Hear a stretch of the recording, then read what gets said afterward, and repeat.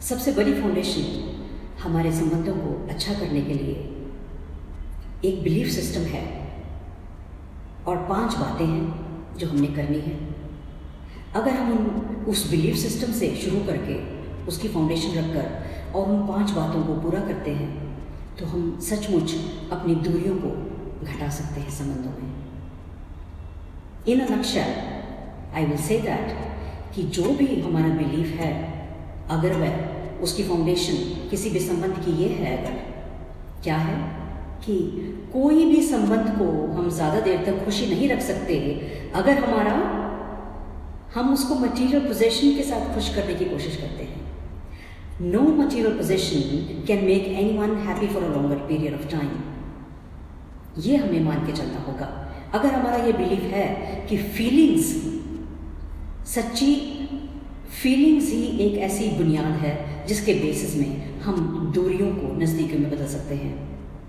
कोई किसी भी प्रकार की मटेरियल पोजेशन वो ऐसी चीज़ नहीं है कि जिससे हम दूरियों से नज़दीकियों में बदल सकते हैं। तो वो 5 चीज़ें जो नटशेल में हैं वो क्या हैं? सबसे पहली चीज़ ये है कि हम अगर दूसरे व्यक्ति की मैं के साथ जुड़ जाए, यानी कि अगर उसके सेल्फ एस्टीम को हानि पहुंचती है तो हमें ये महसूस हो कि वो हमारी सेल्फ रिस्पेक्ट की हानि है। अगर हमारी मैं एक हो जाती है तब हम अपने संबंध को दूरियों से बहुत जल्दी नज़दीकियों में बदल सकते हैं, यानी कि उसके आत्मसम्मान की रक्षा करना। दूसरी जो मेन इंपॉर्टेंट बात है वो ये है कि हम दूसरे व्यक्ति के चाहने या ना चाहने से उसकी सेवा ना करें।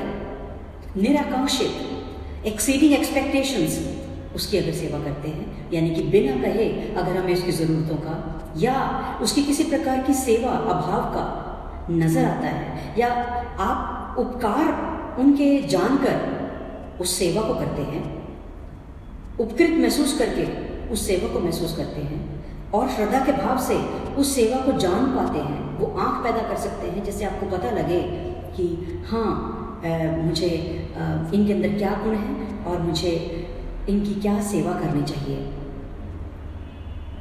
तब हमारा संबंध जो है बहुत ही नज़दीकियों में बदल सकता है।